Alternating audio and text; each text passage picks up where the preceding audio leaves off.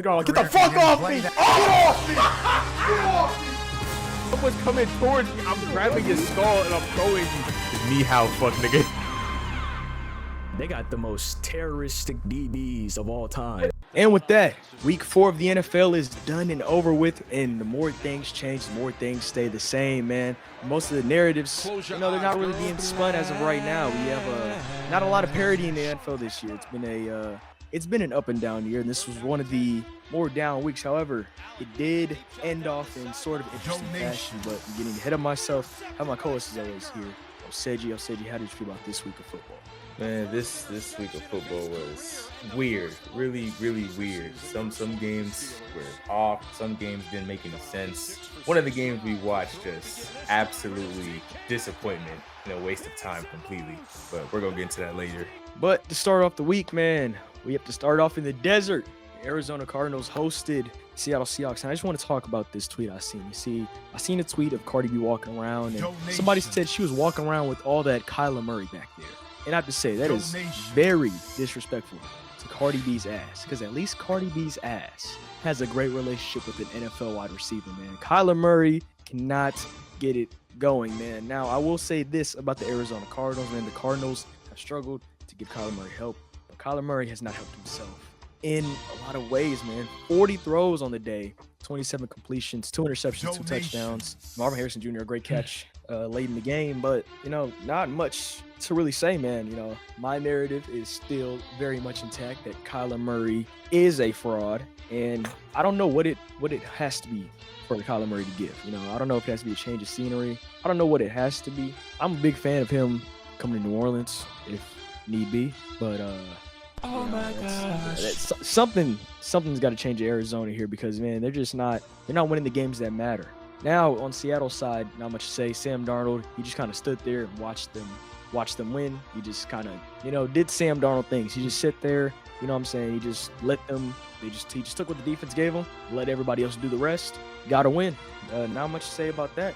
So it was Sunday. Hey man, starting off Sunday early morning in Dublin, Ireland. We got the Steelers versus the Vikings, and I just want to get this out the way. The Steelers defense makes absolutely no sense. I'm really this close to calling the IRS for tax evasion and fraud, because at some points in time, this defense looks absolutely amazing, and then at other points, it just looks like one of the most bottom-tier defenses in the league. Like, it really makes no sense. It's honestly very impressive to watch sometimes, watching how the entire secondary is getting torched by Carson Wentz, and then proceeds to pick this man off. But anyway, bro, Pittsburgh got that. For the Vikings, really not much to say. Honestly, I don't know what we expected from Carson Wentz. The Hall of Fame journeyman has gone from when there's 6 different teams, went out there, put up absolutely stinker numbers, just turnovers, incomplete passes, missing targets. It was not a good day for the Minnesota Vikings until the end of the game when, Carson Wentz decided to start playing like he was in Philadelphia again, started getting things rolling, but by then it was too late.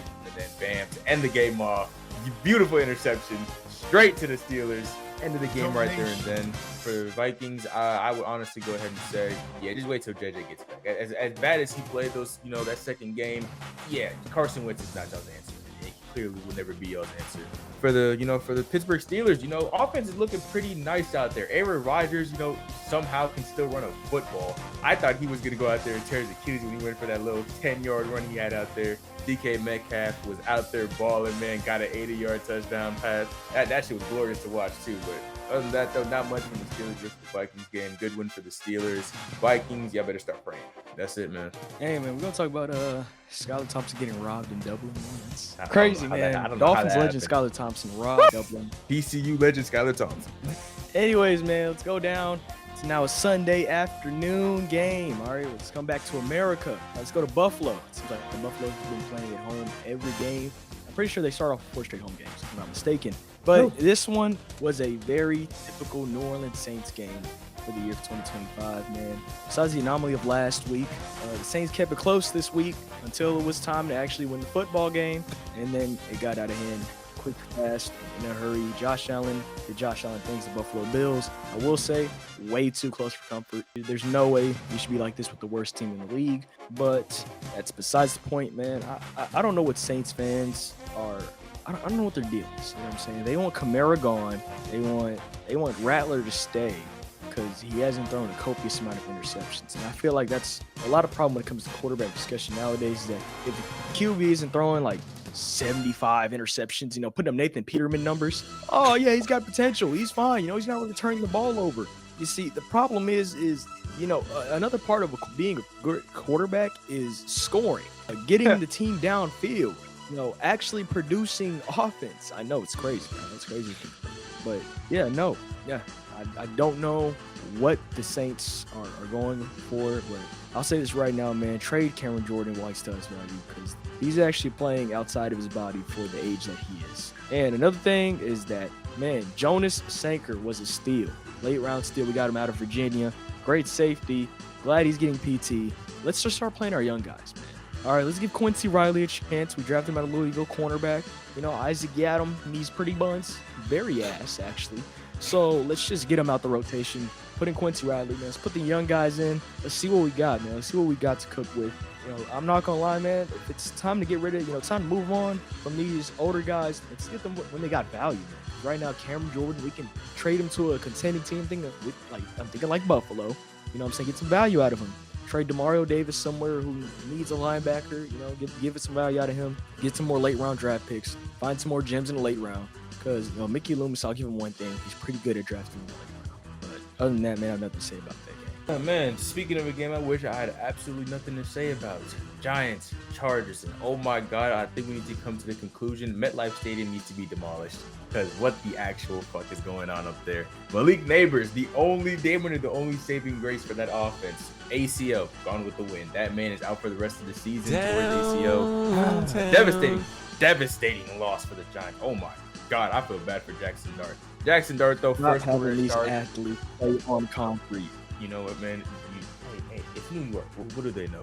Man, Jackson Dart, first start ever, gets the W, gets the job done in New York. Honestly, it wasn't really like a spectacular game. You know, he played, you know, pretty mid football, got a rushing touchdown, got a mean ass, you know, little flea flicker off to, you know, his tight end for that little passing touchdown that it got counted for. Other than that, solid game from the Giants. Cam Scadaboo is that nigga. I don't think we need to have that discussion. That man lives and breathes CTE. He lives for the head hits. He lives for concussions. He loves to run into people for no reason. For the Chargers, Justin Herbert has officially entered postseason form. That man looks phenomenal. I'm talking about straight interceptions, bro. Straight dimes to DBs. Second, everybody was getting the ball except for anybody that was on the Chargers. Unless you were Quentin Johnson. I'm going to come to the conclusion Quentin Johnson might be doing black magic. He wasn't playing like this last season. I don't know what he did over the offseason. I don't know if him and his wife just had a long discussion. I don't know if he decided to talk to Up in Chris Brown's body. Like, bro. Yeah, that's what happened, man. He woke up in CD's body. He ain't looked back since. It's not making any sense. But other than that, man, Giants get the win over the Chargers. Justin Herbert, you are not winning a Super Bowl for the next 3 seasons. Quentin Johnson needs to be tried for witchcraft. Giants defense needs a medal of honor for what they did to that man, Justin Herbert. And that is all I got to say about that one. All right, man. Let's go up to New England. A bit of a sadder topic, because I think Bryce Young, I think it's officially time to give up. I'm not really a fan of, you know what I'm saying, giving up on young quarterbacks. But it's year 3, and the only thing he has is belt to ass on the Atlanta Falcons. And don't get me wrong, man, I hate the Falcons. But I just don't think 2 guaranteed wins a year is enough to sustain a job, especially when in a league that's so demanding of what have you done for me recently. You know, the NFL stands for not for long. You have talents that are starting to emerge, like McMillan, and especially with the Panthers defense. I'm not gonna lie, they got tapped today. I can't lie, they got tapped by Drake May. You know, on a less somber note, Drake May had a great day. Back to a somber note, Stephon Diggs had a great day. You know, and this game was just belt to ass. So that's all I gotta say about that one. Yeah, well, speaking of more belt to ass, Texans, Titans. I'm gonna say this now. Everybody on the Tennessee Titans needs to be fired, cut, and traded unless your name is Cameron Ward. I have never seen an organization this bad since the 0-16 Cleveland Browns. How in God's name could you be this bad of a football team? Cam Ward said it best. When he was talking about their ass in that press conference, he wasn't lying. I mean, we keeping the buck right now, we ass. So we 0-4. We have this point, we got nothing to lose. We dropped a quarter of our fucking games, and we've yet to do anything. So we have to lock in, especially myself on the offensive line, from the defensive line, from the special teams to all three faces. We have to play together. We have not played together this year yet, and that's just something that, we want to preach about it every day. Every day we got to do better, and we're doing that, but it has to show up on Sundays. It hasn't showed up yet, but it got to show up next week. These niggas suck. They suck. Every aspect of the football, they suck. The kicker is missing 40-yard field goals. We're not even talking about like slight, complete shaking field goals. I was looking at their kicker. This man looks like a linebacker. What is he doing, gang? Head coach, fire this man. Offensive coordinator, fire this man. DC, fire this man. Special teams, fire that man. The whole O-line needs to be charged with assault. Let's keep the belt to ass train going, man. Let's go down to Detroit. Detroit laid the smackdown on the Cleveland Browns, and this brings a whole lot of questions, like what the hell happened to the defense? Was Green Bay, was that just a fluke last week? There's just a lot of things wrong with what happened on Sunday, but it's typical Lions game. Amon-Ra St. Brown went out there, got his touchdowns. Jahmyr Gibbs got his touchdowns. Dylan Gabriel got to play some more. I don't know why they keep doing this. At this point, if you have to sub him out twice, just put him in the game.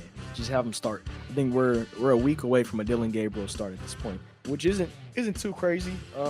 Especially considering Quinshon Judkins is starting to emerge as their premier running back, which I'm not opposed to. Isaiah Bond got a couple. He got some good reps out there. So let's just embrace the young guys, man. Let's go out there. Let's embrace the young guys at this point in Cleveland. Let's have an exciting team out there. I'd say put Shador out there, because what have you got to lose, man? Let's boost those ticket sales, man. Let's up those numbers. But yeah, other than that, I got nothing to say about this game. Whoa, on to a very much more positive note. Bucks, Eagles. Honestly, I was expecting this. This game was looking like it was going to be a blowout at first, but God bless Baker Mayfield. He decided to actually, try to play some football. Sadly, it was way too late for that to happen. Man, Bucks defense for the first half was getting absolutely dismantled. I don't know what the actual hell was going on. The Eagles were just driving down the field. Like they just got in a Hellcat and just started straight drag racing across the entire field. Pretty much went out there, just kept doing anything. Jalen Hurts went out there hooping again, pretty much just shooting down the narrative that this nigga needs Saquon Barkley to win football games. 15 for 24, only 130 yards of passing, 2 touchdowns, still got the job done, but 9 carries for 62 fucking yards. Jesus Christ. Cannot make that shit up. Dallas Goedert came back, said, you know what, bro, let me lock it real quick. Came out 2 touchdowns. That nigga was getting fed the entire damn game. Hey, but Baker Mayfield ain't play that bad, apart from his interception, which I don't know what's going on there. Him, Emeka Egbuka, and I'm going to say this now for Emeka, that's the next Mike Evans. They genuinely drafted another Mike Evans under everybody's noses, and nobody noticed. Nobody questioned a single thing about it. Meanwhile, it's like watching All Might pass on One for All the Deck is how we see Mike Evans pass on his skills to Emeka. Because Mike Evans is currently deteriorating as we speak right now. Yet Emeka's out here just torturing secondaries. But hey, man, Eagles get the job done in a very, very close game because they were about to blow that entire lead to the Bucks. Luckily, though, they hold on, get it done in Tampa. Good game for the Eagles, but that's all I got to say about that one. Let's move down to Atlanta, man. Michael Penix finally finds some decent rhythm. He goes and he lays belt to the Washington secondary.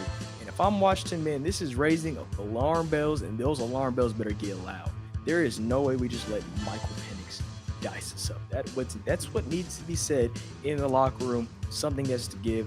You got finessed by the Saints. All right, now we officially won the trade because Marshawn Lattimore is buns. He got destroyed by Drake May on the day, who had 8 catches for 110 yards. And just for those fantasy owners, man, if you were believing since 2020, man, congratulations. You have finally been awarded a Kyle Pitts touchdown. We finally got one, ladies and gentlemen. And other than that, man, the Washington offense, Marcus Mariota didn't have a terrible day. I just don't think they got the run game going like they did in Las Vegas, which is why they lost this game. But nothing too crazy for the Washington offense. I will say the defense, though. Raise those alarm bells, get that secondary straight, because you cannot afford to be getting torched by Michael Penix. Man, speaking of sounding the alarms, Colts, Rams, not gonna hold you. Daniel Jones. I don't know what happened today. I don't know if you forgot, the Indiana Jones hat, but my brother in Christ, you went out there and started playing like New York Giants Daniel Jones. 24 for 33, 262 yards, 1 touchdown. Realistically, should be 2 touchdowns, but I'll get to that in a second. 1 passing touchdown, 2 interceptions. The interceptions you were throwing were actually low-key kind of impressive to watch. I can't even lie. I had seen you play that in a good minute, man. But you know what? Speaking of the second passing touchdown should have happened. Adonai Mitchell, what the fuck was going on out there? This man gets a beautiful pass from Daniel Jones, goes down the sideline, and as I'm watching on national television, fumbles the ball on the one as he is entering the end zone. Fumbles the football. Keep in mind, there's not a single soul around this man. Fumbles the football. So instead of having 3 receptions for 96 yards, this man has no touchdowns, less than 100 yards, all because he decided to showboat and fucked around and find out. And I wholeheartedly believe because of that right there costed the Colts the game, because the Rams would then go on to beat the Colts 27-20. So if anybody's watching this, let this be a lesson. Keep the fucking ball in your hands until you are back on the bench.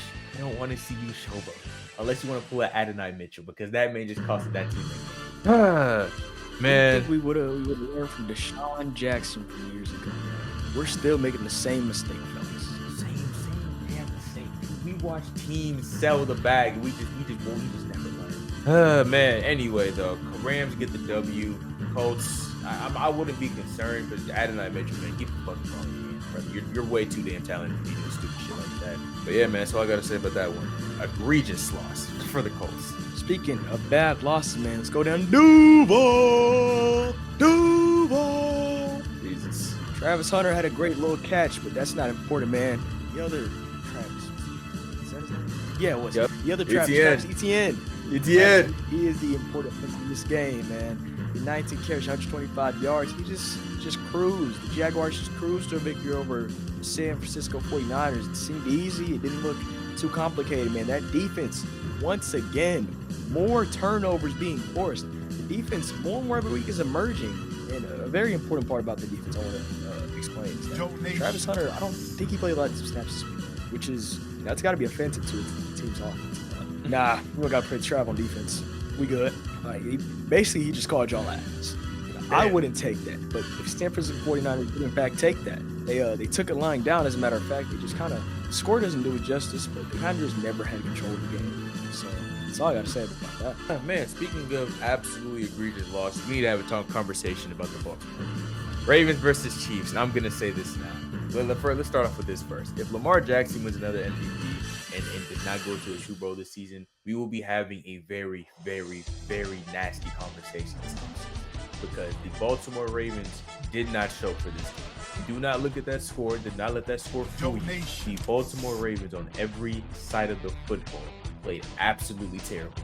We're going to start off with the defense. Patrick Mahomes had not had a 4 passing touchdown game since November 30th of 2023. That streak ended because the Baltimore Ravens let this man go on that field 25 for 37, 270 yards, 4 passing touchdowns. When I tell you the Ravens defense is absolutely fucking sorry.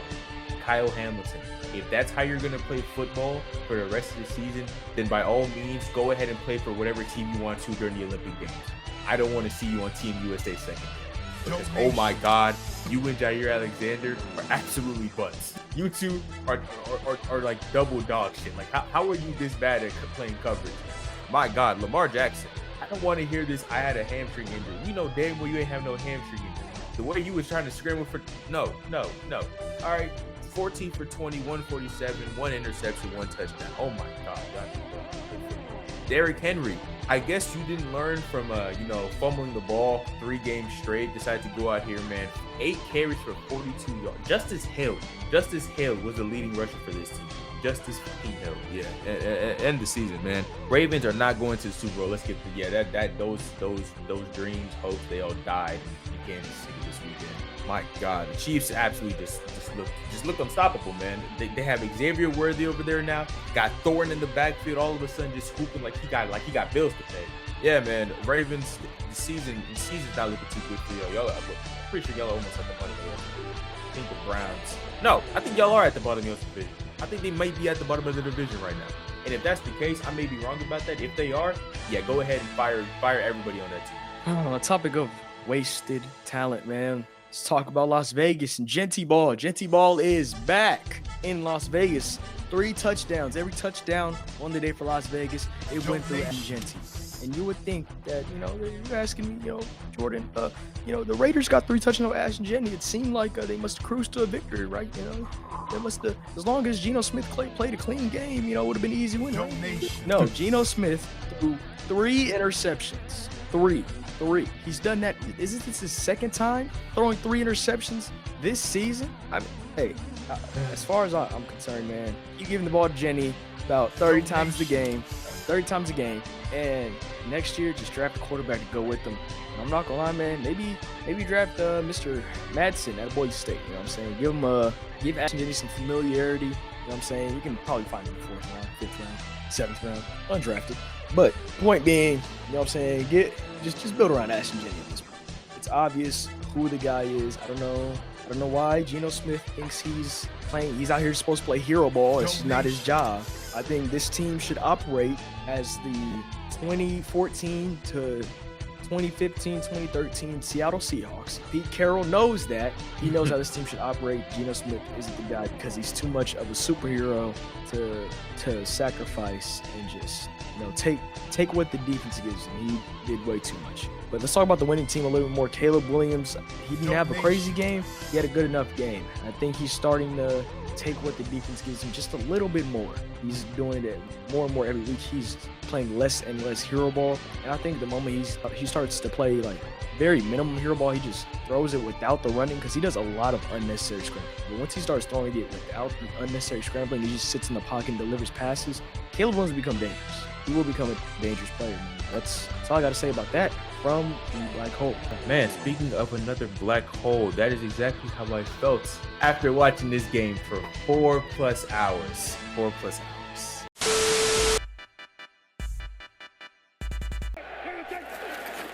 Prescott steps back, throws up a fade ball to George Pickens. Over 2 defenders! Oh my God. Pickens! GP, stay, man. GP heard what I was saying, bro. On the sideline. Oh, Nate Hobbs. Over 2 defenders. He goes up and grabs it. He down. Yeah, bro, what the hell was What Nate Hobbs a cat. looking at? Jordan Love loads up. Oh, he fumbled it. He let it go. Dallas ball. Man, Jordan Love, man, Just looking exactly Just like the that. Atlanta Falcons Brett Favre, man. Yeah, I see no Aaron Rodgers. Game in their favor. He has not played a little. Looking like Wait, like Ref, Prescott's on the field without his helmet. Hey, Cole Red. Throw that hoe up. Yo, Come on. there's no Prescott fucking way. takes a snap. There's no way. Throws that hoe up. Pickens wide open. Another touchdown. Oh my God, bro. Let me go ahead. Let me go ahead and put both teams Who's he secondary stuff. celebrating with? Georgia and Green Bay got something. I predicted fucking- both Dallas touchdowns so far. I'm not gonna lie, man. What y'all want y'all parlay to be? Tell me. I'm gonna tell you what the parlay is. Oh. To the end zone. Pickens. He's in. That's raps. Jordan Oh my God. 95 push-ups. Jordan Love. Jordan Love. No. All of Green Bay. Jordan Love, bro. Just end the game, bro. Y'all lost. Go All on. for the guy Green Bay. Y'all not winning no Super Bowl. I'm gonna lose it, man. Green Bay, why are they walking up to the line, man? No sense of urgency. McManus. And that's it. You know? Tie ball game. We got a 40-point We really tie. sat here and wasted 2 hours for this. 40-point tie. 4 hours for this. 40 to 40. A total of 104 push-ups. The Oh my highest God, scoring bro. tied game in NFL history, man. 80 points combined. Both teams 80 should be points and no embarrassed. winner. 80 fucking points and no winner. 80 points, no winner, bro. You know what, bro? You know what, man? Fuck these notes. I'm not. Fuck these. Anyways, let's go to Mile High. Let's go up just a couple states over, man, to the Mile High Stadium, which will be gone by 2031. Apparently, that is the map for the new stadium. Denver should be getting a new stadium in 2031. The reason I'm talking about that because there's nothing to talk about in this game, man. This was the most football game of all time. You know, it was played and it will go down in history as a football game. I don't know what happened to Mr. 7-Eleven, but he turned into Mr. Walmart in a real quick minute, man. Not open 24/7 anymore, apparently. Apparently he's only open a couple hours in the day because Jamar Chase just wasn't open. I don't know what to say. He wasn't open. He probably sold a lot of people's fantasy teams, and there's not much to say, man. You know, I don't know how much Joe Burrow hid the flaws of this offense, but they're really starting to show, man. And the problem is the defense is ass. You know, like we expected the defense to be ass, but now the offense is ass. The Bengals are just ass. You know, ass on ass. Talk about the Broncos, Bo Nix. You know. Yeah, besides one interception with him trying to play hero ball, he played all right. He played good. The offense played good. Not much to write home out. Great game. The Denver Broncos defense absolutely just did not let Cincinnati breathe at all. That's not much to say about this game, man. So let's move on to the final game of this week. The final game of the weekend. Oh my God. Tyreek Hill. That man's career might be over. That was one of the most gruesome injuries I have seen in my life. That's almost up there with what happened with Tank Dell's kneecap last season. Oh my God, that still makes me cringe. Tyreek Hill dislocates his knee and probably tore every single ligament in his knee. That man will not be back for almost a while, if he even is gonna come back at this point. Damn shame. But Miami offense looked damn near impeccable. Darren Waller was hooping. I don't know what happened with him and the Giants, but hey man, shout out to the Giants for giving us Darren Waller, bro. Man came out the game 2 touchdowns. Dude, just dog, straight dog. That's all I gotta say. Defense getting takeaways. That's all I've been asking for is get the damn ball from these guys. And they went into this game and got the ball from the Jets on multiple occasions. That put a smile on my face. That right there, it helped ease the pain of Tyreek Hill's knee getting sent to the shadow realm for the rest of his career. Hey man, but hey, penalties though, we got to fix the penalties. And that goes for both teams. The Dolphins and the Jets have to get their penalties cleaned up. The Jets, honestly, I don't even know until you got to get those penalties cleaned up. Your season's probably over at this point. The Dolphins, there's still a very slight slimmer of hope, but y'all need to fix the penalty issues because it's becoming an issue that's just starting to kill drives one by one. Whether that be false starts, whether that be face masks, whether that be goddamn unnecessary reference penalties, holding calls, it gets to a point where we just need to start being more disciplined. I don't know if that's because the coaching sucks, the culture's trash. Figure this shit out, man, and figure it out ASAP. Other than that, though, Miami gets the win. Jets fall down to the bottom of the division, and that is all I gotta say about that one. Praise up to Tyreek Hill. Successful recovery, because, boy, it's gonna be a long offseason for you, my boy. Real long. Prayers up to Tyreek, man. Prayers up to Malik Neighbors. Prayers up to all players who have gotten injured this year. Prayers up to Skylar Thompson, who got robbed in Dublin by a bunch of leprechauns. That's unfortunate, man. With that, this weekly review is coming to its conclusion, and I'm not gonna lie, man. The NFL, it is shaping up to be quite the weird year. I don't know if chaos is the way to describe it anymore. It's just awkward. And we're losing stars, and so it might be a chance for new stars to emerge. You know what I'm saying? We've been having a lot of stars just being ineffective. We've been having these conversations about who's top 5 at every position, and I'm not gonna lie, the tides might be changing, man. The tides might be changing for a lot of these positions. So, stay tuned for all the games. And with that, don't forget to subscribe to the channel, man. At 1,000 subs, I'll be dropping the Stephon Diggs diss track. Unfortunately, Stephon Diggs had a good game. I don't even have to look at my notes for this one, man. 6 receptions, 108 yards. That was exceptional for him. Good game, I guess. Sure, have a good game, I guess. I guess you can get one. And with that, do you have one last thing to say to people? Man. Yeah, the Eagles are winning another Super Bowl. That's it. And with that, we out.